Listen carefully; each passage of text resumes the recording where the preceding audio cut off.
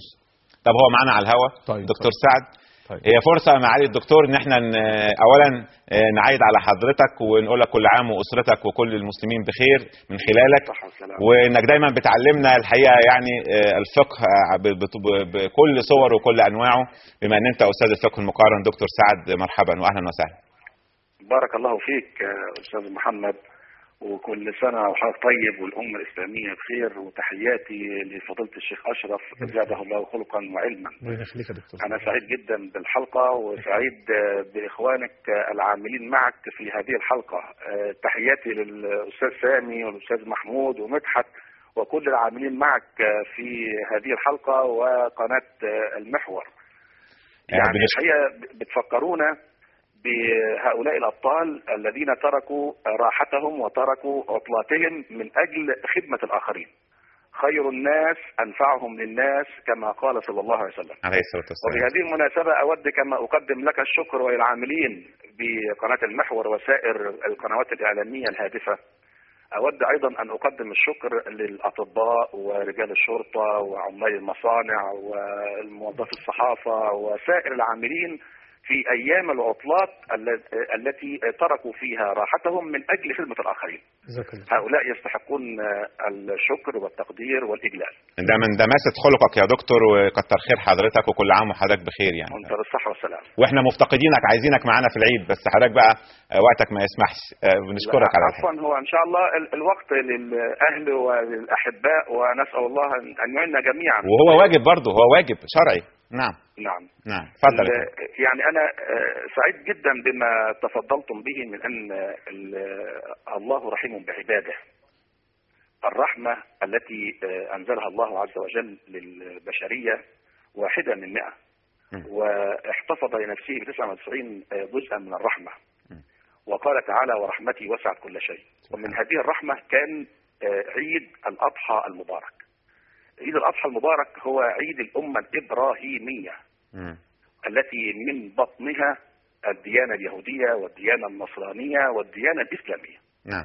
نعلم بأن عيد الأضحى كان له سبب، وهذا السبب هو أن الله عز وجل كان في الحكم الأزلي أن يختبر إيمان المؤمنين بالتقرب إليه سبحانه بذبح أحد الأبناء.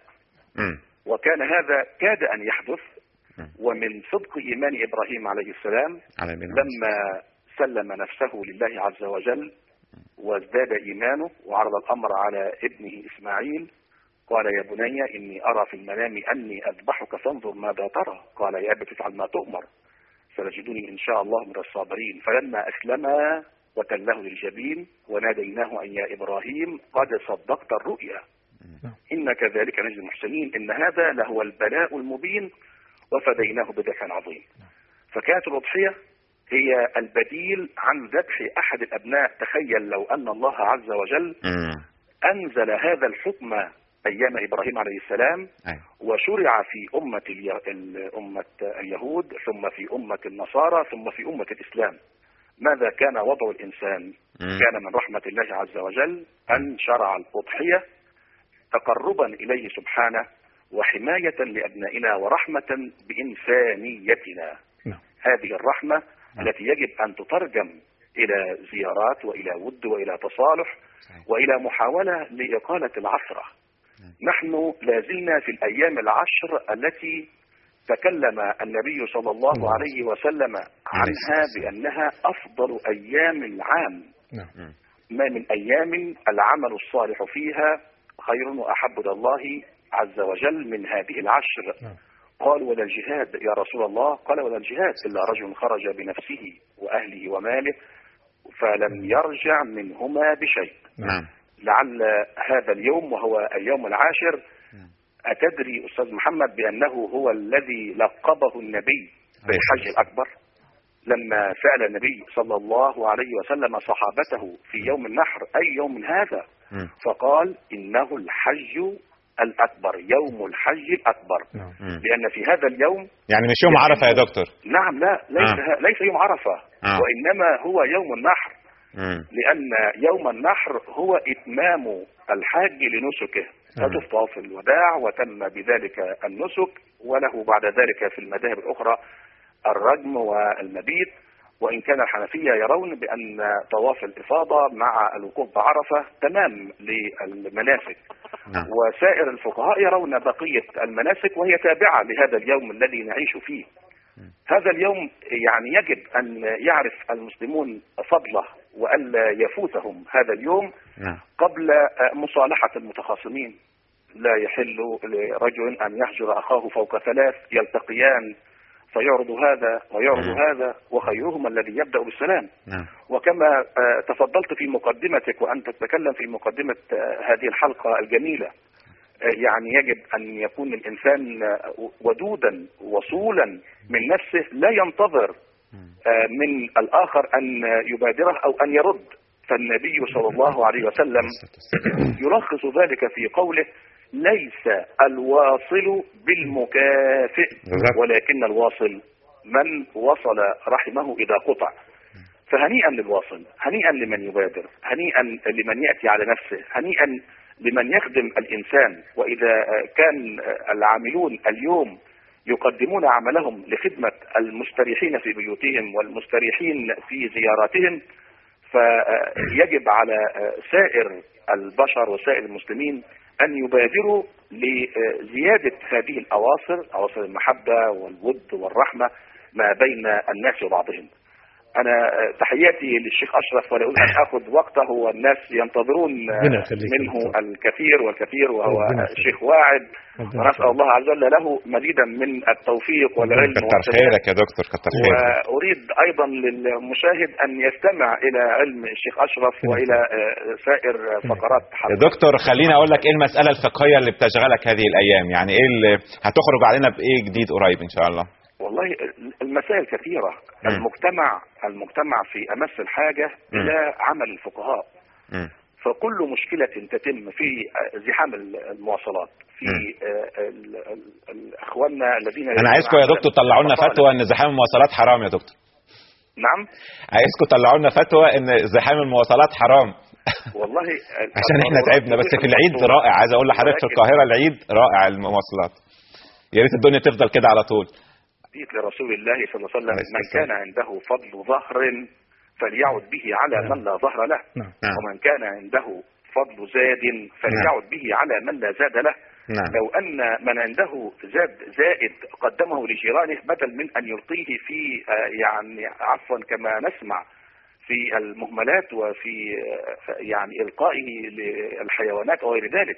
لو أن كل إنسان حافظ على النعمة وأكل ما يريد أو أكل ما يحتاجه ثم ادخر الباقي أو قدمه حتى للذين يعملون معه في خدمة البيت أو في حراسة العمارة أو في عمال النظافة أو غير ذلك، أكفل مسلما، أكفل إنسانا، لأن لا أقول أكفل مسلما وإنما أقول أكفل إنسانا. صحيح. فالإنسان هو عبد الله عز وجل، ورازق المسلم هو رازق غير المسلم.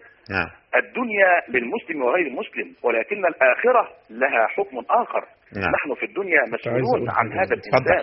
الشيخ أشرف عايز من كان عنده فضل ظهر يعني فضل سيارة، إذا كان هيسافر من محافظة إلى محافظة فليتصل بالتليفون لأقاربه من إخوانه في عائلته. أنا لا أريد أن يدخل معه في سيارته أحدا من الأجانب الذين لا يعرفهم فربما يحدث غدرا، وإنما أطلب من يسافر أو ممن ينتقل من مكان إلى مكان أن يتصل بأهله وذويه وأصحابه وزملائه الذين يعرفهم ويقول لهم أنا ذاهب إلى المكان الفلاني، فهل في الإمكان أو لك والله فكرة جميلة يا أستاذنا الدكتور الخروج معي. بهذا يحدث نوع من توفير زحام المواصلات.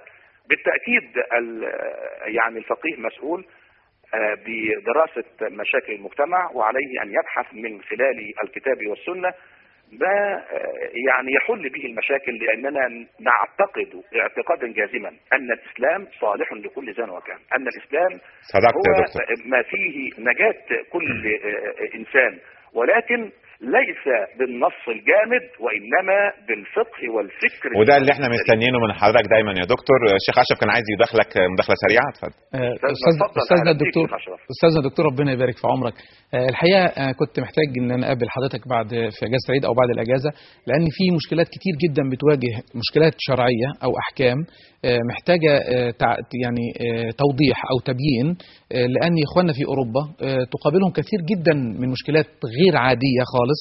والحقيقه يعني انا كنت لسه في رحله من حوالي شهر ونص ولسه راجع امبارح، لكن الحقيقه قابلتني مشاكل كتير جدا وتساؤلات كتير جدا عجزت عن الرد عليها، وانا وعدتهم ان انا هعرض كل الكلام ده، انا كتبت كل ده في مذكرات عندي، وكنت محتاج ازور حضرتك ونعرض الكلام ده كله ونشوف مخارج للمشاكل اللي انا اعتقد اني انا اجتهدت كتير جدا عشان اطلعهم من خلاص هذا. انا هاخدها من حضرتك ونعملها حتى. الله تواضعا يا شيخ اشرف، واثق في علمك واثق في قدرتك على الفتيا، ولكن هذا من ورعك ومن تواضعك، فزادك الله ادبا وخلقا. جزاك الله خير.